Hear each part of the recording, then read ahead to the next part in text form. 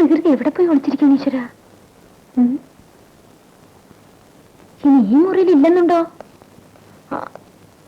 അമ്മയെ കണ്ടോ? ഞാൻ കണ്ടില്ല. അമ്മണിക്ക് കൊടുക്കാൻ ഞാൻ ഐസ്ക്രീം കൊണ്ടുവന്നിട്ടുണ്ട്. ഇനിയിപ്പോ നമുക്ക് കഴിക്കാം അല്ലേ? ഏതായാലും കുറച്ചു നേരം ഇവിടെ ഇരിക്കട്ടെ. അതിനുള്ളിൽ വന്നാൽ നമുക്ക് കൊടുക്കാം.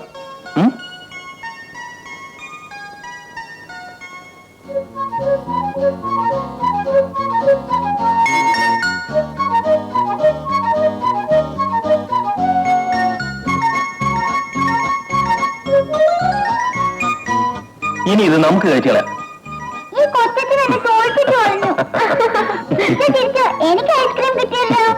മോക്ക് ആന്റിയോട് വിരോധമായിരുന്നല്ലോ, ഇപ്പൊക്കെ മാറിയോ? നല്ല ആന്റിയെ പറ്റ അവക്ക് കളിക്കാൻ പറ്റിയ ആന്റിയെ തന്നെ കിട്ടി. എടാ മോനെ, ഈ ആഴ്ച നീ വരുമ്പോ രാജയുടെ അച്ഛനെ പോയി കാണാന്ന് പറഞ്ഞിരുന്നില്ലേ?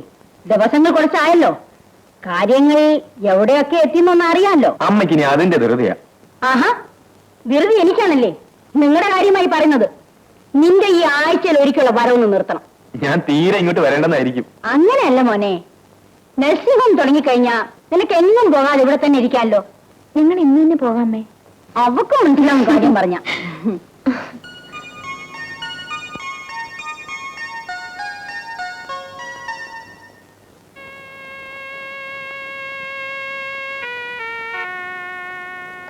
Good morning uncle.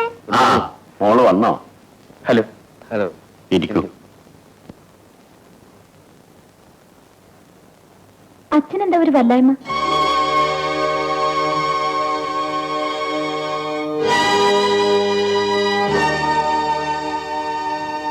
ഒന്നുമില്ല മോളെ. അച്ഛന്റെ കാര്യത്തിൽ എനിക്കൊരാശ്വാസം രാജേന്ദ്രൻ ചേട്ടനാ. അമ്മാവൻ ഞങ്ങളോട് അങ്ങോട്ട് പോരൂ, അവിടെ കഴിയാം. അതിപ്പോ അച്ഛനെന്താ ഒരു വിഷമം പോലെ? മോളെ, എന്താ പറയുക, എങ്ങനെയാ പറയുക? ഈ വീടും വിട്ട് ഞാൻ... അത് സാരമില്ല അച്ഛാ, മറ്റാരും കൊണ്ടുപോകുന്നില്ലല്ലോ.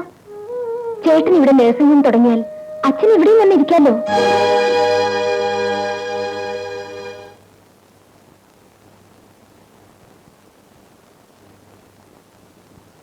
രാധേ, മൊത്തം എത്ര മുറികളുണ്ട്? ചേട്ടൻ ശരിക്കും വീട് കണ്ടിട്ടില്ലല്ലോ. വരൂ, ഞാൻ കാണിച്ചു തരാം. വാ മോളെ.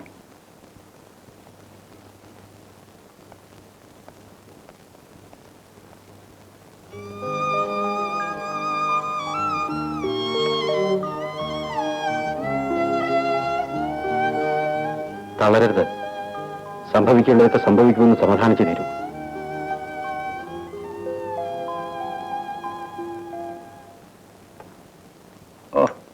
എന്റെ വയറ്റിനകത്തൊരു ഡിസ്ലൊക്കേഷൻ.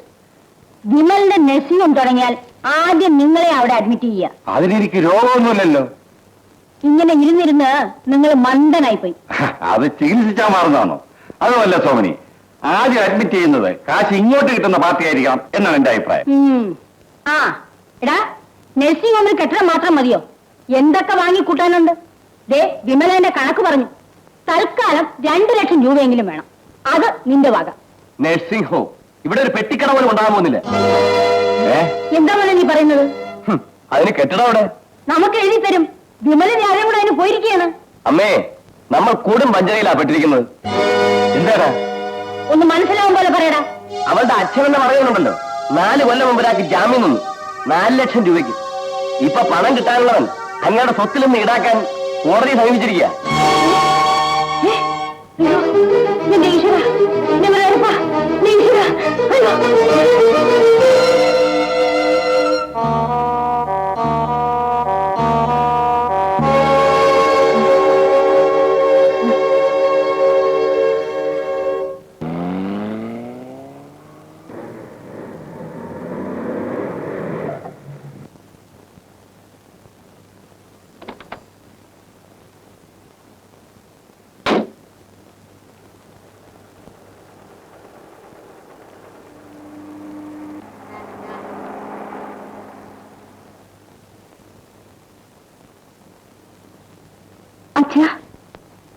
എന്താ മോളെ?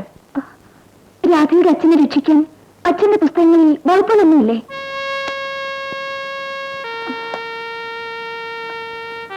പറഞ്ഞു വെച്ചാ അവളുടെ അച്ഛൻ ആകെ തകർന്നിരിക്കുക. സ്ത്രീധനത്തിന്റെ ഭ്രാന്തുള്ള വീട്ടില് ആ പാവം പഞ്ഞിന്ന് പെട്ടിരിക്കുന്നത്. എന്തെങ്കിലും ചെയ്തേ പറ്റൂ. ശിവശങ്കരൻ നായർ ജാമ്യം നിന്നാണ്.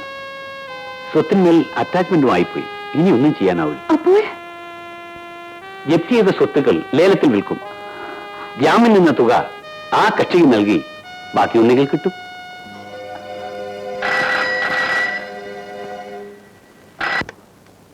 ഹലോ, അതെ, രാജേന്ദ്ര സാറാണോ? എന്താ എന്തു പറ്റിയുള്ളേ? അച്ഛാ,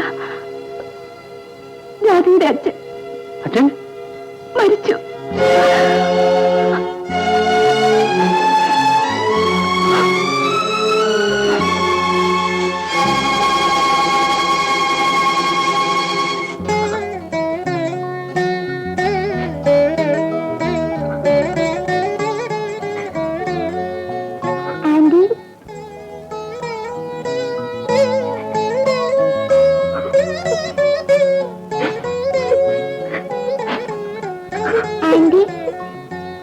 കരയണ്ട ആന്റി.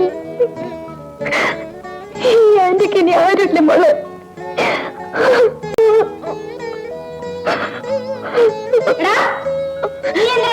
കൂട്ടിക്കൊണ്ടുവന്നത് നിന്റെയും നിന്റെ കുടുംബത്തിന്റെ അടിത്തറയാ അവളും അവളുടെ അച്ഛനും കൂടെ തകർത്ത് കളഞ്ഞത്. അവളിനി ഇവിടെ ആരുമല്ല. ആ വീട്ടിലോടൊപ്പം അവളെയും കൂടെ ജപ്തി കൊണ്ട് പൊയ്ക്കോട്ടെ എന്ന് വിചാരിക്കാൻ പാടില്ലായിരുന്നു നിനക്ക്. ഈ നാട്ടുകാരെ ഇങ്ങോട്ട് നോക്കി പരിഹസിച്ച് ചിരിക്കും. മനസ്സിലാകുന്നുണ്ടോ നിനക്ക്?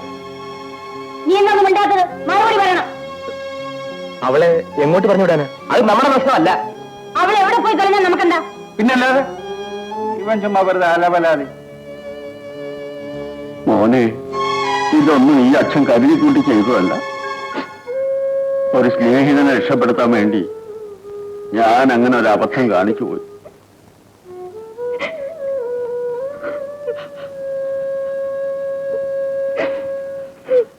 എന്റെ മകൾക്ക് ഇനി നീയല്ലാതെ ആരുമില്ല.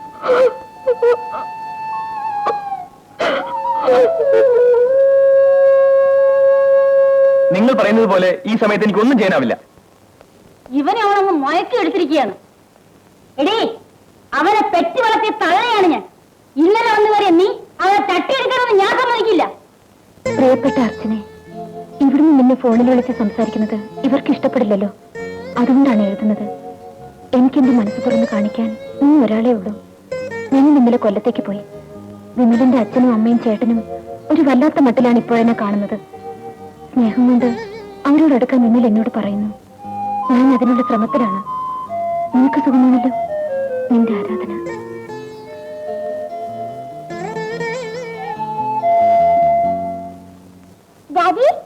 നോക്ക്, ആന്റി എനിക്ക് ഇട്ടുന്നതാ. അമ്മേ, ഇത് കണ്ടോ? മോളുടെ കഴുത്തോട്ട് നോക്കിയേ. കുഞ്ഞിനെയാണ് അങ്ങ് മയക്കി എടുത്തിരിക്കുക. അമ്മേ, വീട് പോലെ തന്നെ ആയിരിക്കുമോ ആ സ്വർണ്ണങ്ങളും? ശരിയാടാ, വല്ല ഇമിറ്റേഷൻ വല്ല ആയിരിക്കുമോ?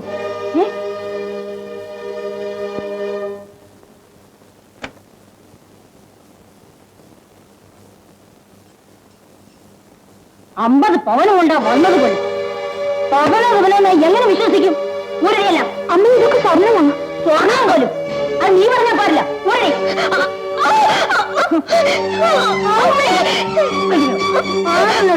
മൊഴിയുണ്ട്.